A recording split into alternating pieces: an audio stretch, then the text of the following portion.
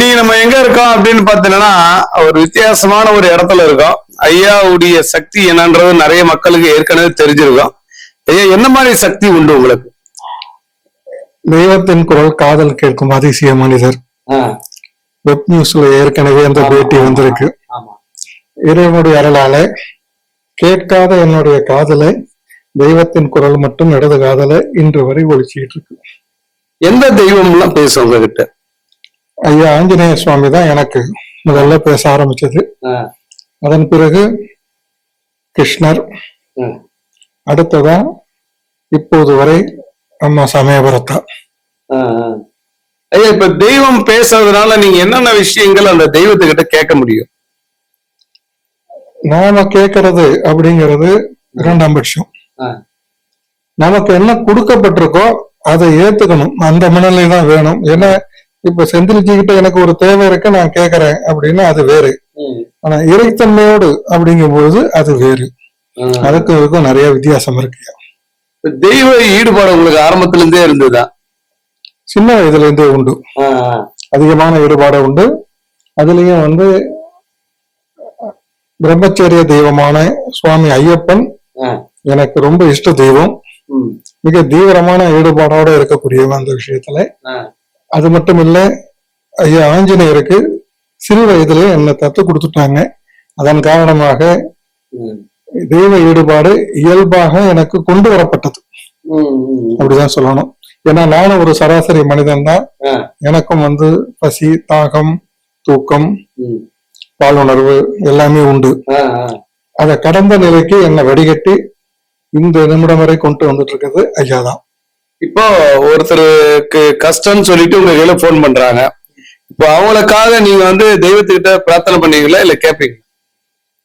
நம்மால் முடிந்தது பிரார்த்தனை மட்டுமே. பதில் இறைவன்ட்டு வரும்போது சொல்லப்படும். அது எப்படி ஒரே நாள்ல நடக்குமா இல்ல எத்தனை நாள்ல? அது நாம கனெக்ட் பண்ண முடியாது.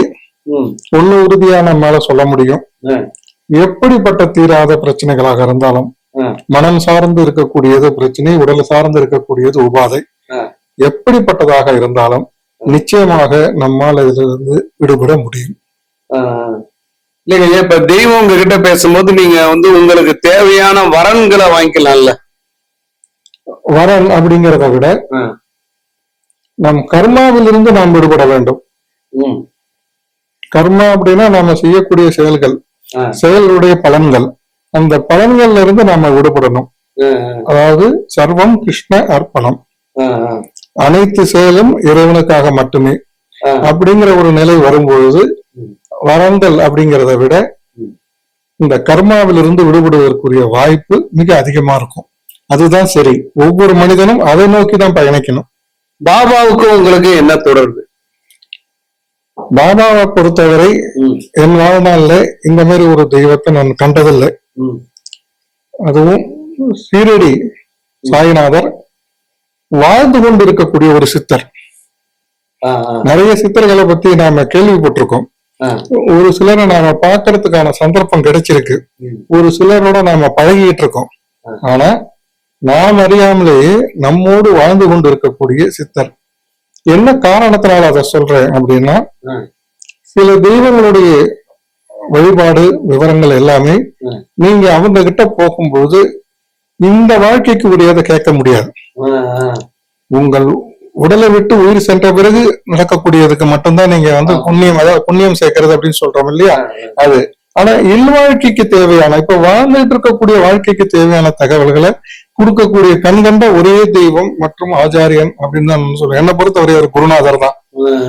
அது சீரடி சாய்நாதர் தான். இல்ல, இப்போ பாபாவும் உங்ககிட்ட பேசுவாரா? பாபா ஓரிரு சந்தர்ப்பங்கள்ல எனக்கு சில தகவல்களை காட்டியிருக்கார். ஒரே ஒரு முறை மட்டும் கூறியிருக்கார், என்னுடைய பரிசத்தால் உடல் உபாதைகள் நீங்கும், என்னை தரிசித்தால் மனக்கவலைகள் அகலம் அப்படின்னு சொல்லியிருக்காரு. இல்லையா, இப்போ உங்க கையில இந்த மாதிரி ஒரு அமானுஷ்ய சக்தி தெய்வம் உங்க காதல பேசுது. அந்த பேசக்கூடிய தெய்வத்தை வச்சு என்னென்ன விஷயங்கள் சாதிக்க முடியும்? இல்ல, நான் அந்த வரையறைக்கு உட்பட்டவன் அல்ல.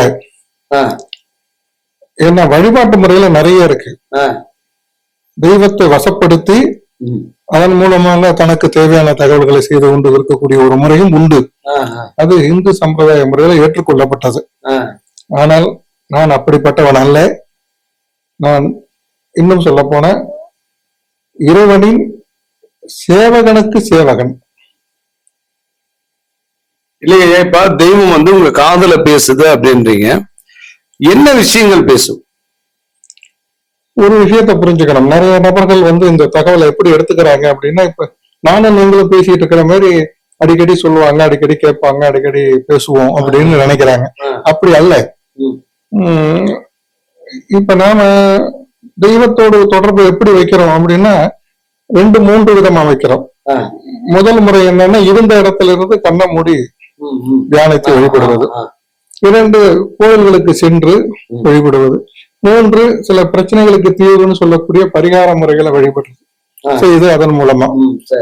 அதெல்லாம் கடந்தது.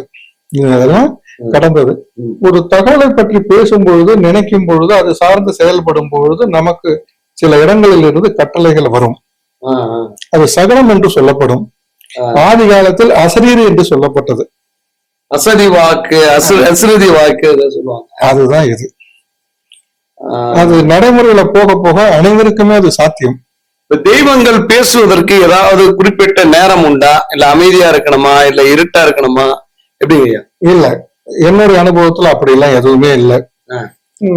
நான் ஒரு 1.5 ஆண்டுகளுக்கு முன் கோவை பாப்பம்பட்டியில ஒரு சீரடி சாய்பாபா வந்து சில பிரதிஷ்டை பண்றதுக்காக அங்க வந்து பஞ்சமுக ருத்ராம்ச ஆஞ்சநேயர்னு ஒரு கோயில் இருக்கு.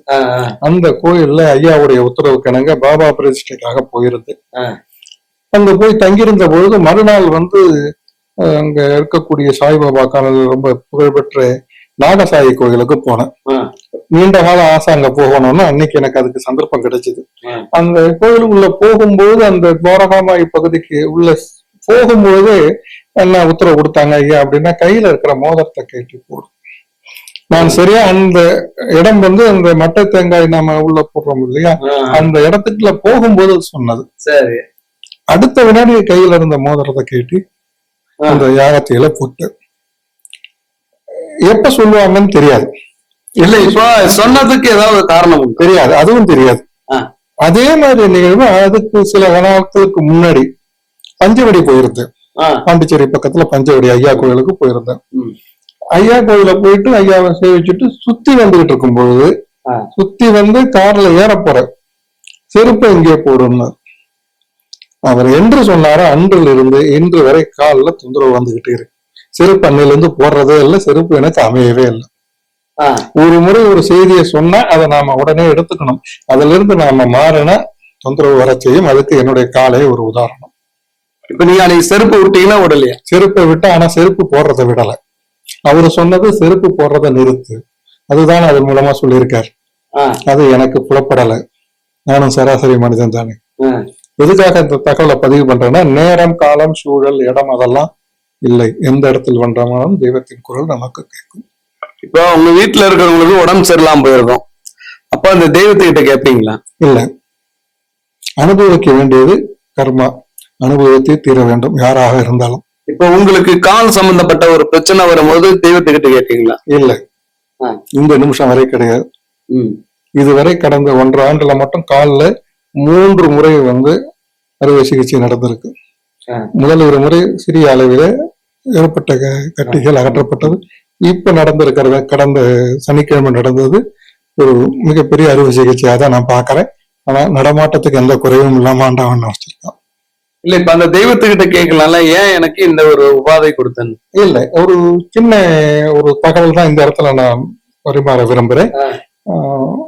கடந்த காணொலியிலேயே அதை பதிவு பண்ணியிருக்கேன், மீண்டும் அதை பதிவு பண்றேன். என்னுடைய ஆன்மீக வாழ்வில் நான் கண்டுபிடித்த முதல் தகவல். இன்னும் சொல்ல போனா அது என்னுடைய மகா வாக்கியமாக கூட அதை சொல்லலாம். ஏதேனும் ஒரு விருப்பத்தை மனதில் கொண்டு எண்ணமாக மட்டுமே இருக்க பழகினால் அந்த எண்ணமானது சித்தத்தால் உணரப்பட்டு இறை சக்தியால் நிறைவேற்றப்படும். இது நடைமுறையில நான் நிறைய இடத்துல பார்த்திருக்கேன். அதுல ஏதேனும் ஒரு விருப்பத்தை நம்ம மனதுல வச்சு அதுக்காக எந்த விதமான செயல்பாடும் இல்லாம வெறும் எண்ணமா மட்டுமே இருந்துட்டு வந்தோம்னா அது நடக்குது. அப்படிங்கும் பொழுது அது தெய்வ தகவல் மட்டும் இல்லை, நடைமுறை வாழ்க்கையில கூட எல்லாத்துக்கும் நடக்கும். பெண் தெய்வங்கள் யாருமே உங்க உடம்புல வர மாட்டாங்க? நிச்சயமாக அம்மா தான் எனக்கு எல்லாமே. இன்றைய பேட்டியுடைய சாராம்சமே எதுக்கு அப்படின்னு நான் என்ன சொல்ல விரும்புறேன் அப்படின்னா, அம்மாவுடைய ஒரு தகவலை தான் எல்லாருக்கும் சொல்றதுக்காக விரும்புறேன். கடந்த முறை நாம பார்க்கும்போது பாபாவுடைய தகவலை கொடுத்தோம். இந்த முறை நாம கொடுக்கக்கூடியது அம்மாவுடைய தகவல். அதுலயும் 51 சக்தி பீடங்களில் முதன்மையான சக்தி பீடமாக அசாம் மாநிலம் கவுஹாத்தியில் நீலாங்கல் மலைப்பிரதேசத்தில் இருக்கக்கூடிய லோக மாதா யோக மாயா போக யோக பீடாதிபதியான மா காமக்யா தேவியுடைய தகவல். அந்த பீடத்தை தென்னிந்தியாவில நிறுவனம் அப்படின்னு அடியனுக்கு உத்தரவாயிருக்கு. ஐயா, இப்போ இதுக்கு பொருளாதாரன்றதெல்லாம் ஒண்ணு வேணும்ல, அதெல்லாம் எப்படி சாத்தியமாகும்? உங்களுக்கு உத்தரவு வந்துச்சு, அதற்குண்டான சாத்தியக்கூறு உண்டா? நிச்சயமாக உண்டு. எப்படி அப்படின்னா, கடந்த காணொலி பார்த்தவங்களுக்கு தகவல் தெரிஞ்சிருக்கும்.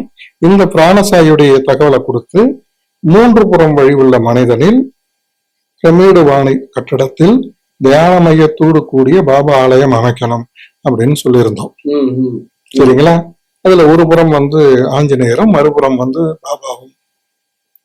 அந்த பேட்டி எடுக்கும்போது நான் தாம்பரத்துல குடியிருந்தேன். சரியாக ஓராண்டு கழித்து இந்த பகுதிக்கு நான் குடிவரேன்.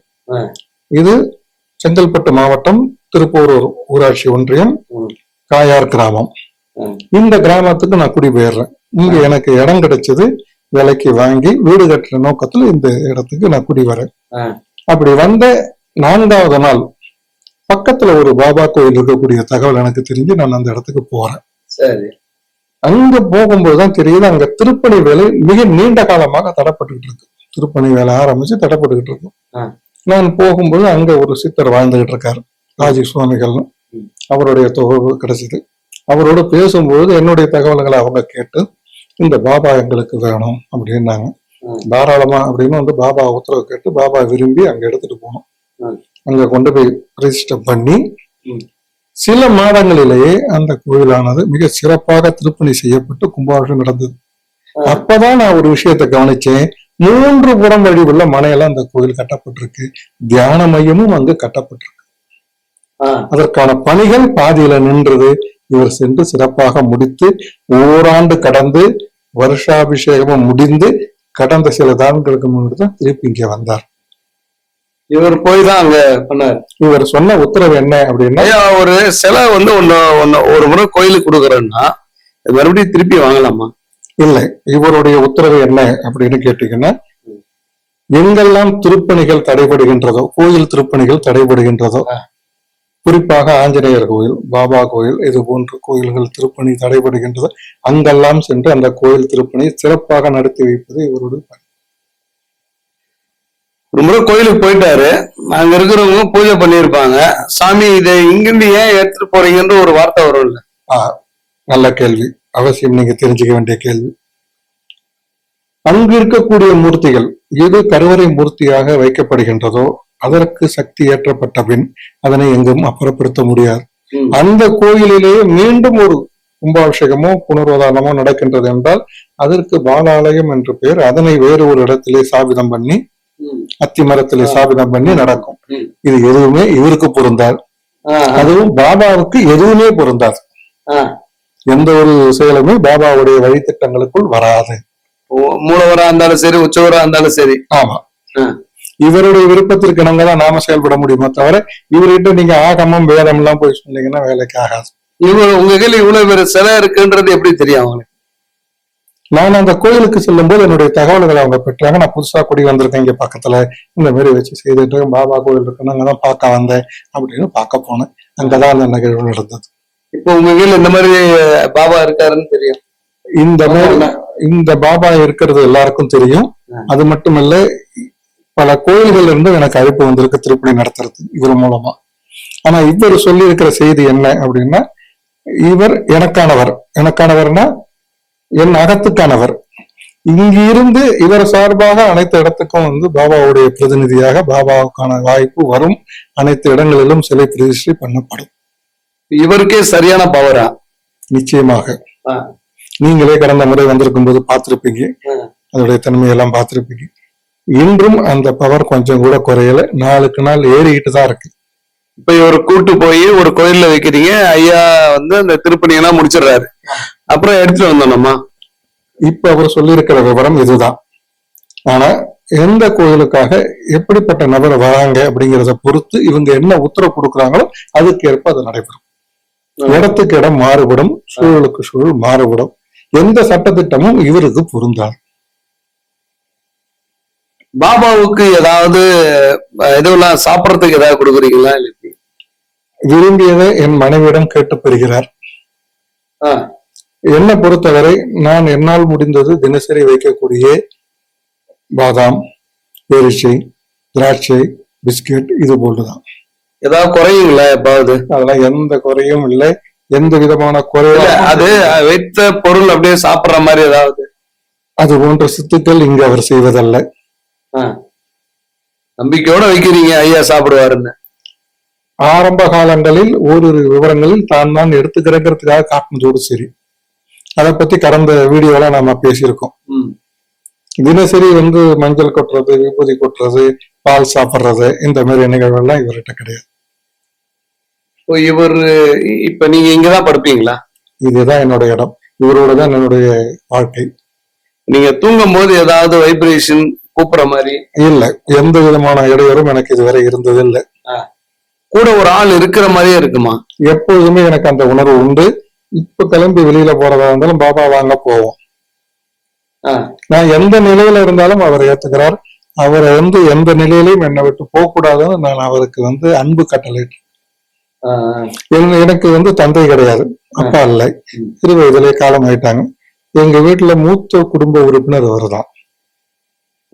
அதனால இவரை நான் என்னுடைய தந்தையாகத்தான் பாவிக்கிறேன். என்னால முடிஞ்சதை செய்துகிட்டு இருக்கேன். இப்போ இவருக்கு ஏதாவது வேணும்னா உங்க மனைவி கிட்ட கேட்பாரா? நிச்சயமாக. அவங்களுக்குன்னு ஒரு எண்ணம், அவங்களுக்குன்னு ஒரு செயல் வரும்போது அவங்களுக்கே அது தோணும், பாப்பா என்ன இது கேட்ட மாதிரி இருக்குங்க, தாராளமா செய். அது என்னை விட என் மனைவி ரொம்ப தீவிரமான பாபா பக்தி. எங்கள் இருவரை விட என் மகள் மிகவும் பாபா பக்தி. இப்போ தெய்வம் உங்ககிட்ட அசதி வாக்குல பேசும் பொழுது இப்ப இயற்கை சீற்றங்கள் வரும்ல, இப்ப வெள்ளம் வரும், இதெல்லாம் முன்கூட்டியே சொல்லியிருக்காரு? இல்லை, நான் அந்த அளவுக்கு தகுதியானவன் அல்ல. அறிந்து கொள்வதற்குரிய தகுதிக்கு இன்னும் நிறைய போகணும். எனக்கு அதுக்கான வாய்ப்போ வசதியோ இல்லை. நான் ஒரு சேவகன் மட்டுமே. இறைவனுடைய தகவல்களை பெற்று தேவையான நேரத்தில் தேவையான நபர்களுக்கு சொல்லக்கூடிய பணி மட்டுமே என்னது. ஒரு அம்மா வர்றாங்க, என் வாழ்க்கை ஃபுல்லா கஷ்டப்பட்டுக்கிட்டே இருக்கேன், நான் இருக்கிறத விட செத்துட்டா போதும் அப்படின்னு சொல்லி கேக்குறாங்க. நீங்க சாமி கிட்ட கேளுங்க, என்னுடைய ஆயுள் காலம் இருக்கா இல்லையான்னு. நீங்க என்ன சொல்லுங்க? நான் எதுவுமே கேட்க மாட்டேன். ஏன்னா எல்லாருக்கும் எல்லாமே சொல்லணும், எல்லாருக்கும் எல்லாமே நடக்கணுங்கிற எண்ணம் மட்டும்தான் நமக்கு இருக்கணும். யாருக்கு எது விதிக்கப்பட்டதோ அது நடந்தே தீரும். அதை மாத்துறதுக்கு யாருக்கும் அனுமதி கிடையாது, அது இறைவனுக்கு மட்டும்தான். இப்ப உங்களுக்கு காலில் அடிபடும் பொழுது தெய்வத்தை திட்டினீங்களா, பாராட்டினீங்க? இல்ல, என்னை பொறுத்தவரை ஏது ஏற்பட்டது அப்படிங்கிறத விட இதோட விட்டுது. ஏன்னா சுகர் 500 தொட்டுடுச்சு, HbA1c 9.6. இந்த நிலை யாருக்கு இருந்தாலும் விரலோ காலோ பாதமோ போகும், எனக்கு காயத்தோடு சென்றது. அப்போ அந்த தெய்வம் தான் உங்களுக்கு கூட காப்பாத்துனது. நிச்சயமாக நிச்சயமாக. இப்ப இந்த பெண் தெய்வம் பேசுது அப்படின்றீங்க, அது என்ன வாக்கு சொல்லிருக்கு? தென்னிந்தியாவில ஒரு கோயில் அமையுமாமா? அம்மா கொடுத்திருக்கிற வாக்கு, தென்னிந்தியாவில அவங்களுக்கு பீடத்தை அமைக்கணும். அது மட்டுமின்றி திருமண தடை, அவங்கள வழிபட திருமண தடை நீங்கும். நீண்ட கால குழந்தை பேரின்மையில இருக்கிறவங்களுக்கு சந்தான பாக்கியம் நான் கொடுப்பேன். இது அவங்க சொல்லியிருக்கிற செய்தி. அதுக்கு என்னென்ன செய்யணும், எப்படி செய்யணுங்கிறத முதற்கொண்டு எனக்கு கொடுத்துட்டாங்க. இப்போ தெய்வங்கள் பொறுத்தவரையில அழுது கேட்கணுமா, இல்ல ஆக்ரோஷமா கேட்கணுமா, அமைதியா கேட்கணுமா, இல்லாட்டி அன்பா கேட்கணுமா? நாம கேட்கணுங்கிற அவசியமே இல்லை ஜி. என்னை பொறுத்தவரை அவங்க உங்களுக்கு கொடுக்க தயாரா இருக்காங்க. வாங்கிக்கிற மனநிலையில தான் நாம இல்லை. இப்ப எனக்கு பசிக்குது, எனக்கு பசிக்குதுங்கிறது என் அம்மாவுக்கு நல்லா தெரியும். ஆனா நான் முதல்ல என் மனைவியை தான் கேட்பேன், நான் சாப்பிடலாமா, மணி ஆயிடுச்சு, கொஞ்ச நேரம் இருங்க, கொஞ்ச நேரம் இருங்க, இதான் வாழ்க்கை. அப்ப கொடுக்க தயாரா இருக்கிற அம்மாவை நாம நோக்காம நம்ம விருப்பத்தின் அடிப்படையில ஒரு இடத்துக்கு போகும்போதுதான் அது மாறுபடுது. இது போலதான் தெய்வமும், அவங்க கொடுக்க தயாரா இருக்காங்க, நாம அதை கேட்டு பெறுவதற்கு தயாரா இல்லை. இப்போ உங்களை இந்த மாதிரி இப்ப நீங்க வந்து இந்த மாதிரி ஒரு சக்தி இருக்கிறத உங்களுடைய உறவுகள் கிட்ட எல்லாம் சொல்லியிருக்கீங்களா? எல்லாருக்கும் நல்லா தெரியும்.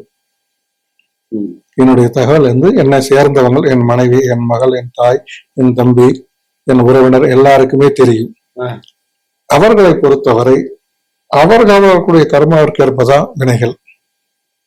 இப்ப என்னுடைய தகவல் எனக்கு மட்டும்தான் பொருந்தும், என் மகளுக்கோ என் மனைவிக்கோ பொருந்தாது, என் உடன் பிறந்தவனுக்கும் பொருந்தாது, என்னை பெற்றவர்களுக்கும் பொருந்தாது. அதை உணர்ந்துதான் நான் செயல்பட முடியும். இந்த சக்தியை வச்சுக்கிட்டு உங்களால என்ன பண்ண முடியும்? சக்தியை வச்சு நான் என்ன பண்றது ஜி? நான் ஒண்ணுமே பண்ண முடியாது. ஏன்னா இப்ப தெய்வங்களோடு பேசக்கூடிய ஒரு ஆற்றல் உங்களுக்கு இறைவன் கொடுத்திருக்காரு. இதை வைத்துக் கொண்டு இந்த பூமியை, இந்த சமுதாயத்தை மாற்ற முடியுமா?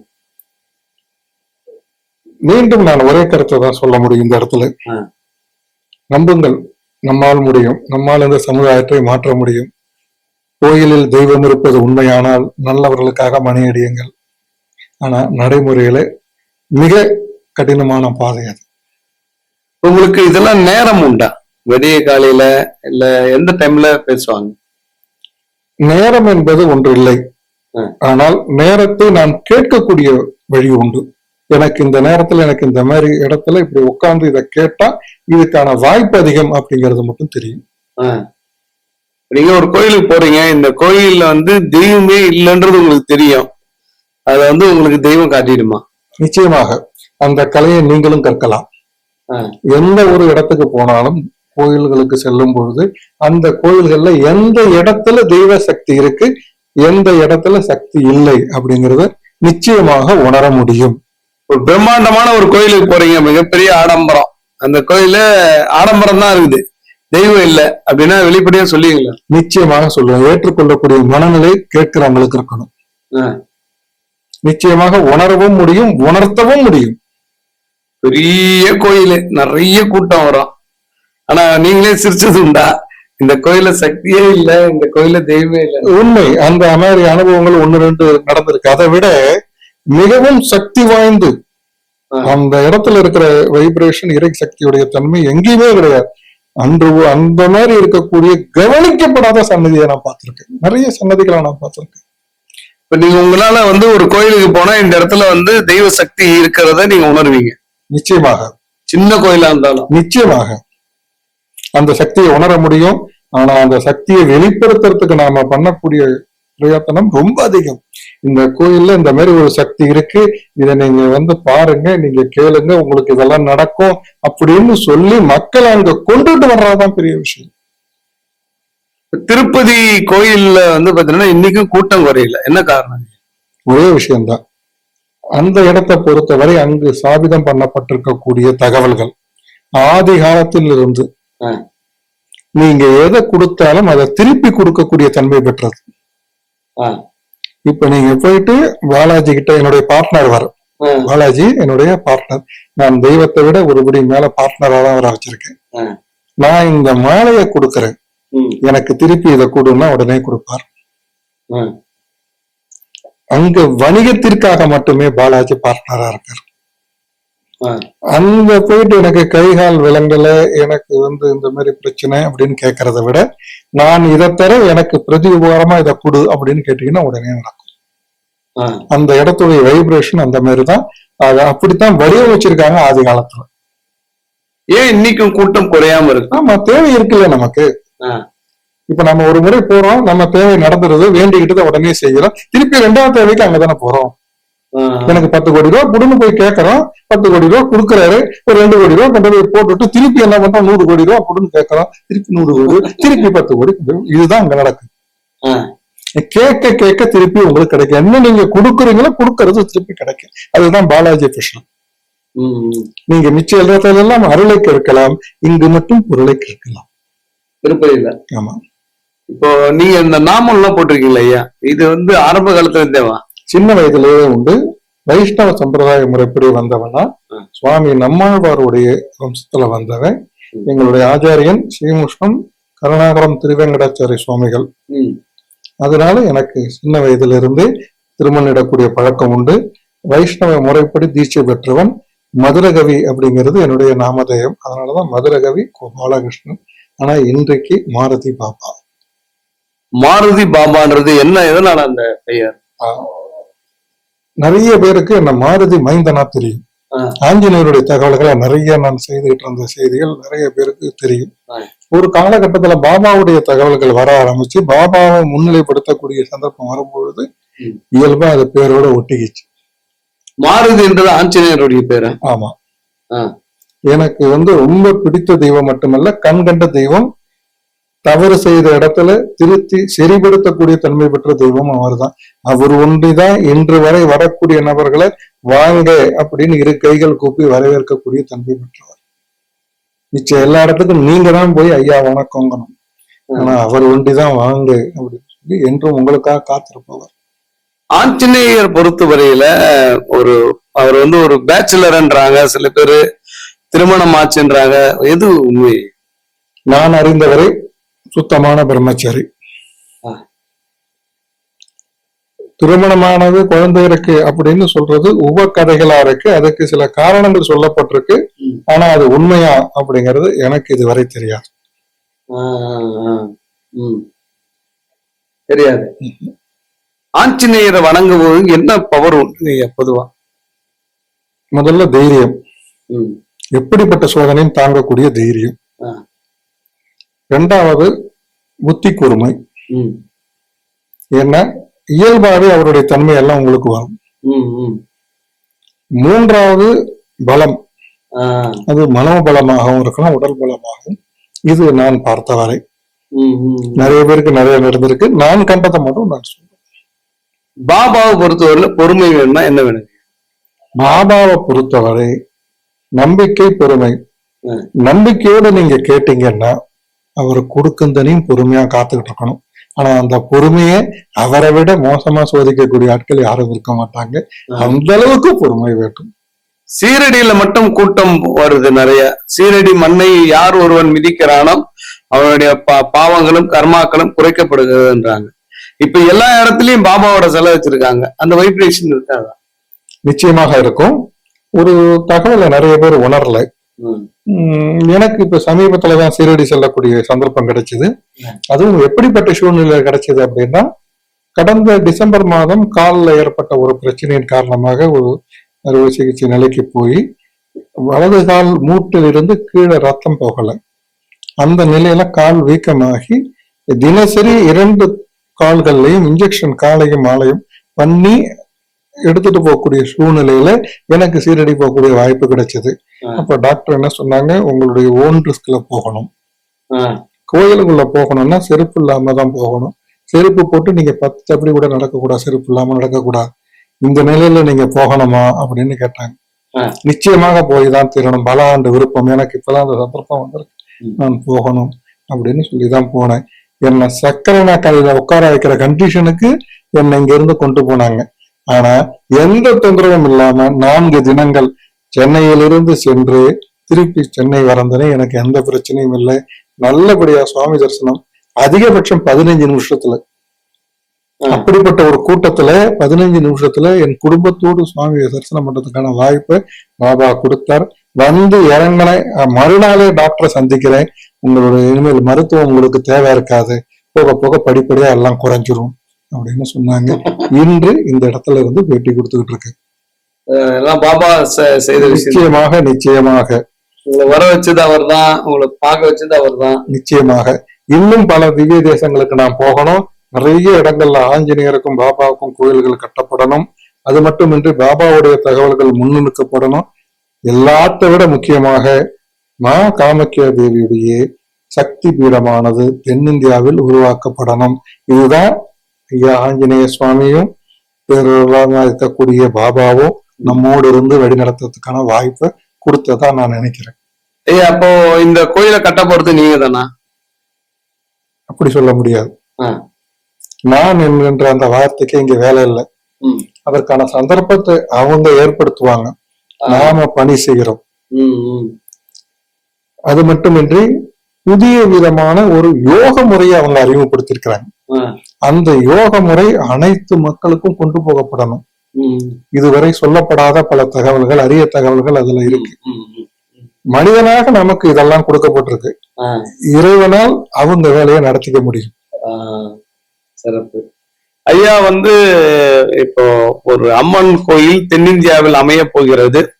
அதற்குண்டான ஒரு அஸ்திவாரம் தான் இன்னைக்கு ஐயாவை நம்ம சந்திக்க வந்தது எல்லாமே. ஐயா, விதியை மதியால் மாற்ற முடியுமா? முடியாது. ம், விதிக்கப்பட்டது என்னவோ நடந்தே தீரும். ம், இறைவனுடைய கருணையால் அதன் தாக்கம் குறைவாக்கப்படும். நிறைய பேர் சொல்றாங்க, நான் பயங்கர வழிபாடு பண்றேன், யோகா பண்றேன், மெடிடேஷன் பண்றேன், தியானம் பண்றேன், எனக்கு எந்த நோயுமே வராதுன்றாங்க. ஆனா அப்படி தப்பிக்க வாய்ப்பு இருக்கா? இல்லை, மரணத்தை வெல்லக்கூடிய தன்மை இன்னும் மனிதனுக்கு கொடுக்கப்படவில்லை. எப்போது இறப்பும் பிறப்பும் உங்க கையில இல்லையோ, மிச்சம் எதுக்கும் நீங்க ஆசைப்படுறதோ கர்வப்படுறதோ கூடாது. கன்னத்துல குழி விழுறது ஒரு ராசியா அப்படி சொல்றாங்க, தெரியாது. சில பேருக்கு தான் அது அமையல. இருக்கலாம், வயதாயிட்டு தான் எல்லாருக்குமே அமையும். ஐயா, இப்ப நீங்க உங்களுக்கு மெயின் வருமானம் என்ன? என்னுடைய வருமானம் அப்படிங்கிறது, எனக்கு விவசாயம் தான் தொழில். ம், ஒரு காலத்துல நிறைய நிலங்கள் வச்சிருந்தோம். ம், காலத்தின் கோலம் இப்ப நிலங்கள் குறைஞ்சு போச்சு. சரி. பின்னாடி நான் என்ன பண்ணேன் அப்படின்னா, ரொம்ப படிப்பு இல்லை. ம், 10ஆம் வகுப்பு படிக்கும்போது, 8ஆம் வகுப்பு படிக்கும்போது தந்தையார் காலமாயிட்டாங்க. ஆ, 10ஆம் வகுப்பு முடிச்சுட்டு நான் ஒரு மார்க்கெட்டிங் துறையில போனேன். ம், அல்ல நெட்வொர்க் மார்க்கெட்டிங்ல போனேன். ம், எட்ட முடியாத உச்சத்தை எட்டுன்னு ஆ. பெரிய அளவுல ம், விவரங்களை கண்டேன். ம், அப்படி போயிட்டு இருக்கும்போது ஒரு அன்பர் என்ன பண்ணார் அப்படின்னு கேட்டீங்கன்னா, இப்படி இருந்தீங்கன்னா உன்னுடைய பிற்காலம் நல்லா இருக்காது, உனக்குன்னு ஒரு விவரம் எடுத்துக்கோ அப்படின்னு சொல்லி என்னை ஒரு மோட்டிவேஷனல் ஸ்பீக்கர் ட்ரெயினர் அப்படின்னு என்னை மாத்தினார். ஆ, அடுத்து என்னுடைய கேரியர் கொஞ்சம் கொஞ்சமா மாறிச்சு. ம், அப்படியே போயிட்டு இருக்கும்போது அதே நண்பர் என்ன பண்ணார் அப்படின்னா, இது மட்டும் பத்தாது, உனக்கு வேற ஏதாவது ஒண்ணு வேணும் அப்படிங்கும் போதுதான் இதே சென்னை மாநகரத்துல ஒரு அற்புதமான மருத்துவரை சந்திக்கக்கூடிய வாய்ப்பு கிடைச்சது. அவர்கிட்ட இருந்த ஒரு கலை எனக்கு கற்றுவிக்கப்பட்டது, ம், ஹீலிங் தெரபி. ஆ, அந்த ஹீலிங் தெரபி அப்படிங்கறதா கடந்த 10 ஆண்டுகளுக்கு மேலாக சிற்றேறக்குறைய 18 ஆண்டுகள் ஆயிட்டுது. ஆ. வருமான ரீதியா எனக்கு தொழிலா இருக்கிறது அதுதான், என்னுடைய ப்ரொஃபஷனல் அதுதான். ஹீலிங்னா தலையில கைய வச்சு அவங்களுக்கு சக்தி ஏத்துவீங்களா? நிறைய முறைகள் இருக்கு. நான் மருத்துவம் சார்ந்து பயன்படுத்துறது வேற, ஆ. ஆன்மீகம் சார்ந்து பயன்படுத்துறது வேற, ஆ. மதம் சார்ந்து பயன்படுத்துறது வேற. ஒருத்தர் தலையில கை வச்சா ஹீலிங் பண்ணா என்ன நடக்கும்? அதாவது இதோடைய அடிப்படை விவரம் என்ன அப்படின்னு கேட்டீங்கன்னா, உங்களுடைய நீங்க சுவாசித்து இருக்கக்கூடிய அந்த சுவாச காற்று இருக்கு இல்லையா, ஆ. அத நோய் எதிர்ப்பு சக்தியா மாத்துறதுதான் ஹீலிங் உடைய வேலை. ஆ, சூப்பர். இத மத ரீதியா பயன்படுத்தும் போது அதுக்கு அர்த்தம் வேற, ஆ. வணிக ரீதியா இதை காட்டி சம்பாதிப்பது வேற, மருத்துவமா பயன்படுத்தும் போது அது பலம் வேற. இப்ப இறைவன் கிட்ட கேட்டது உண்டா, இறைவா எனக்கு என்ன நீங்கள் சொல்ல இருக்கும் கட்டளை அப்படின்னு? இல்ல, இறைவன்கிட்ட நான் கேட்டதெல்லாம் ஒன்னே ஒண்ணுதான். எம்பெருமான் ஸ்ரீமன் நாராயணன் கிருஷ்ணர்கிட்ட நான் வச்ச கோரிக்கை ஒன்றுதான். என்னுடைய தந்தையார் அவருடைய இறுதி காலத்தை சரியாக குறித்தார். இந்த நாள்ல இந்த நேரத்துல என்னுடைய முடிவுன்னாங்க. அது அவங்களுக்கு நடந்தது. அது போன்ற ஒரு தன்மை எனக்கு கொடு அப்படின்னு, என் தந்தை போல் நான் ஆக வேண்டும் அப்படிங்கிறது என்னுடைய விருப்பம். இல்ல, இப்ப உங்க தந்தை மரண தேதியை கன்ஃபார்ம் முன்கூட்டியே சொன்னாங்க, முன்கூட்டியே தன்னுடைய மரணத்தை கணிச்சாங்க. ஆ. ஆனா அந்த தன்மை எனக்கு வேணும் அப்படின்னு ஆண்டவன்கிட்ட சொல்லியிருக்கேன்.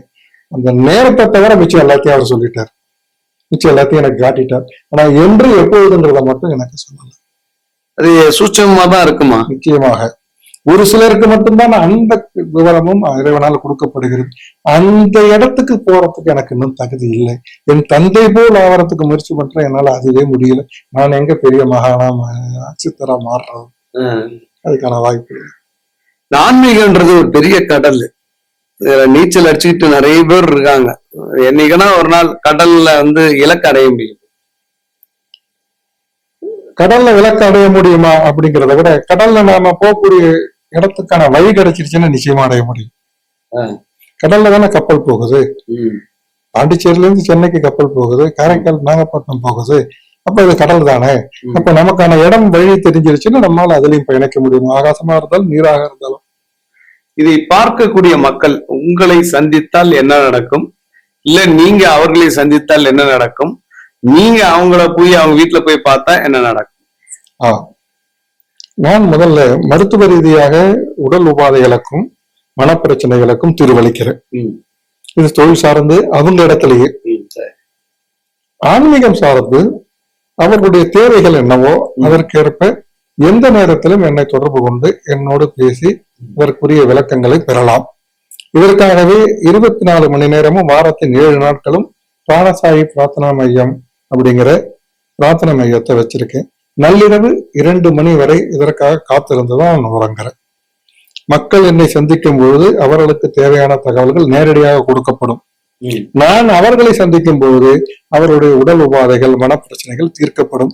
இது இரண்டையும் கடந்து பக்கத்தில் பாபா எழுந்தருளிக்கக்கூடிய காட்டூர் பிராணசாயி பாபா ஆலயம், அதாவது திருப்போரூரிலிருந்து செங்கல்பட்டு போகக்கூடிய வழியில உள்ளுக்குள்ள காட்டூர் கிராமத்துல ம். அந்த கோயில் அமைஞ்சிருக்கு.